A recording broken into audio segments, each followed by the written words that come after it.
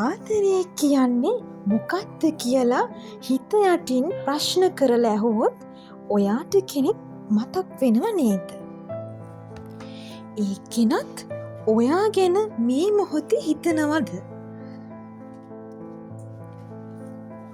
මොහොතක් කල්පනා කරලා බලන්න. කොච්චර සල්ලි තිබුණත් ආදරේ කියන දේ ලබා ගන්න නම් බැහැ. ආදරේ කියන්නෙම හිත ඇතුළෙන් එන පාරිශුද්ධ හැඟීමක්.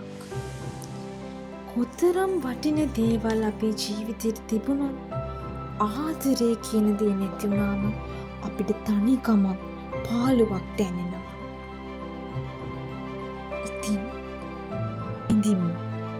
ඉතින් යාළුවනේ අපි තවත් මේ වගේ ලස්සන වීඩියෝ එකක් අරගෙන එන්නම්. අදට මම නවතින්නම්. මගේ වීඩියෝ එක ලයික් කරන්න, ෂෙයා කරන්න, කමෙන්ට් කරන්න, සබ්ස්ක්‍රයිබ් කරන්නම අමතක කරන්න එපා. ශෂි Love Advice YT channel. Bye.